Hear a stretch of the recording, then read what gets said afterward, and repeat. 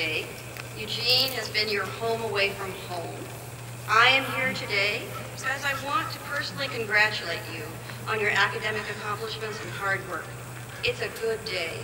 You've been successful in achieving your goals at this great university, and we have gained from your presence in our community. I want to begin by thanking you for studying here. Perhaps you attended events, interned, worked in our community, or even volunteered some of your precious time. This benefits us all.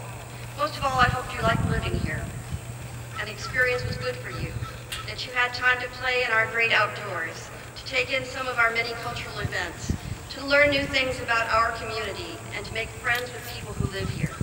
We hope Eugene left its mark on you, just as you have left your mark on us. You've been studying our complex world for several years here in Eugene at the University of Oregon, and now you're preparing for one of life's great transitions. You are heading out into the world to make your way, to earn a living, perhaps to form a family, raise children, and to find a community that you can call home. The experiences you have had in our city will serve you well as you prepare for the future. Some of you might stay right here in Eugene. That would be great.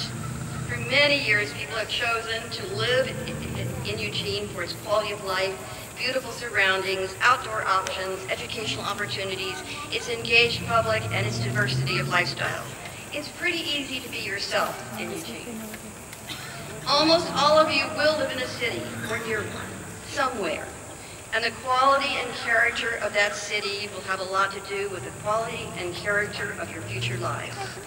Just as I hope you have gained from our city, I hope you will contribute to yours, wherever it may be. The world today is a very challenging place, and your skills and insights will be needed as never before if we are to find a path to a better future. I want you to know that you can make a difference with what you have learned here. It's easy to assume that change happens somewhere else and is beyond our ability to influence. And as you might have noticed, things are not going so well in the halls of Congress or in countries across the planet. It's time, really, for each of us to lean in. You have studied many of the fundamental challenges and problems of modern life, the threat of climate change to our environment, economy, and food security, the growing inequality in society and around the world, the continuing injustices of racism, sexism, and homophobia, to name a few. There are challenges aplenty. The cities we live in are the places where these problems hit the ground, so to speak, where social problems are manifested in concrete ways, where we can see them and where they impact our daily lives. Here in Eugene, we face them all. We have too many people in poverty and without homes and jobs. We know injustices continue to occur. Racial and gender bias and violence are all too routine. We know the limits of our energy and water supplies in a changing world. Fortunately, it turns out that cities are also the places where we can shape solutions to these problems, where we can take on the big issues of our time at the local level and make great strides in providing safe, secure, and vital communities that provide good jobs, opportunities for all, support a healthy natural environment, and provide social justice for their members. We are the places where the great sociological experiments are tested and change begins. This is where you each can truly make a difference. You may remember Eugene as a great place to live. Indeed, Eugene has often been recognized as one of the country's most sustainable and most livable cities. Yet we have not achieved this success, and we still have a long way to go, without a lot of hard work and creative thought by an active public contributing to city governance and planning, from the contributions of students like you and scholars at the U of O, to the hard work of participants in Eugene's many neighborhood organizations, to the volunteers who serve on city committees, and the work of Eugene's many social justice and nonprofit organizations. It takes us all.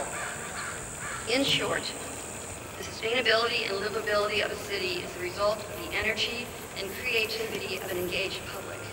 And that public needs a toolkit of ideas and solutions to bring about progressive social change. That is much of what your education has been about, building your toolkit for the future of society. I want to tell you why your toolkit matters, and your own toolkit of urban livability can be used wherever you live and call home. and it can make a difference.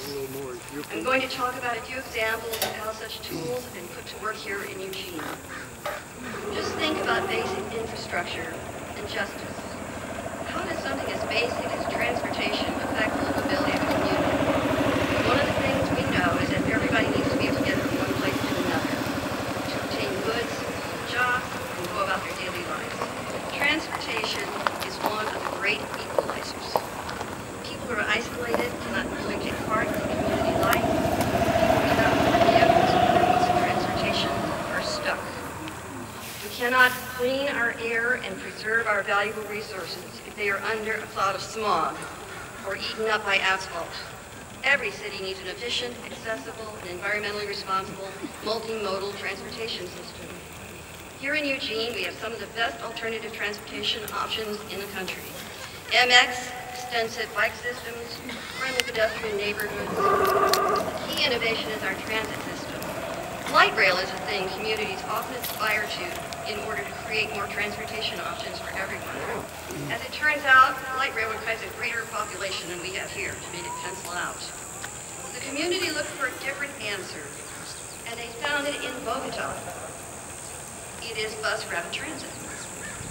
For a fraction of the cost of light rail, but with much of what light rail has to offer, we could have bus rapid transit with dedicated lanes, light signalization, doors on both sides for entry and exit at ground level, and with a frequency of about every 10 minutes. However, no such vehicles exist in this country. So we partnered with Cleveland, Ohio, to have such a vehicle made for both cities. The ridership exceeded all expectations from the very beginning.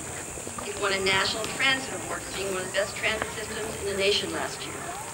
This system is the right size for us, accessible to all incomes, and eventually will connect people from all over our urban area more completely and efficiently. It will make it possible for more people to leave their cars at home, for more people to get where they need to go. It will guide more compact development and reduce sprawl. Number two, think about building an economy in keeping with our values. Instead of building an economy that consumes all our natural resources and leaves far too many people behind. Our community has long had too few job opportunities in general, and in particular jobs that offer good wages and benefits. Since the loss of our timber economy, we have struggled to ensure the well-being of all of our families. With the help of a University of Oregon sociology professor, an economic plan was developed to move us past low wages, jobs, and generational poverty. We launched an initiative to grow sustainable businesses and sustainable practices.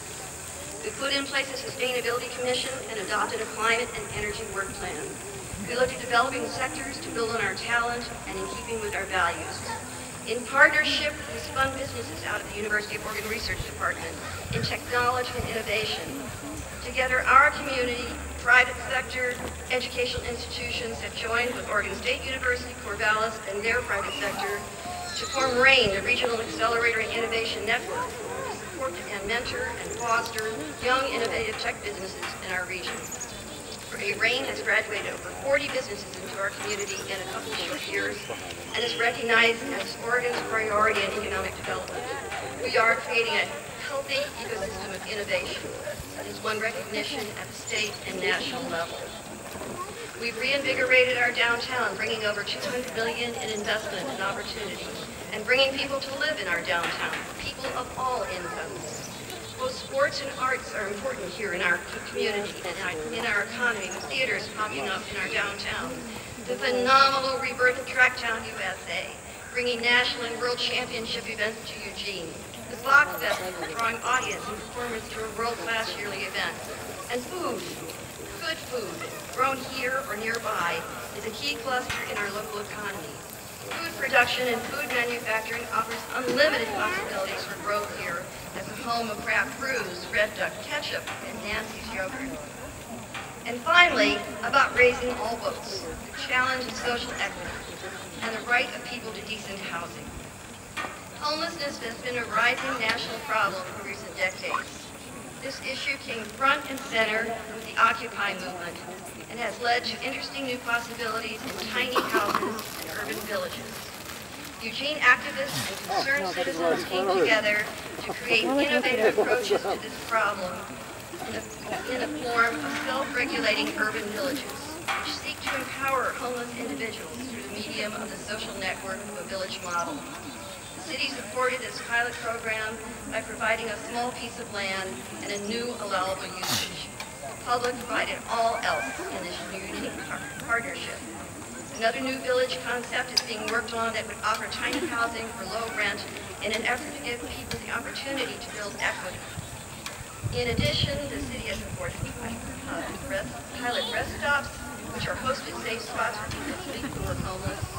So far, these have worked well, and we are currently focused on housing first, getting the expensive, chronically homeless into housing coupled with social services. The experience is that this can eliminate most homelessness in safe cities, thousands of dollars in emergency room care, police responses, and livability impact. About half the cost per person is currently paying. There are hundreds of these tools and ideas available in our cities for us to learn about and use to create solutions to social issues.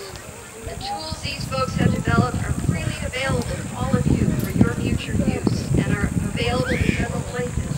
In stories in our vital local media like Eugene Wigley and Registered Guard, to the many reports and recommendations of citizen staff groups and commissions on the city's webpage.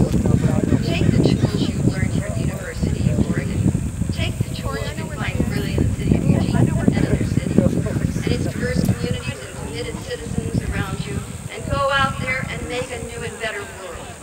And while you're at it, use some other valuable tools, like a keen sense of humor, resilience in the face of conflict, compassion for those in need, empathy, a commitment to justice, and a sense of what it takes to keep you feeling good.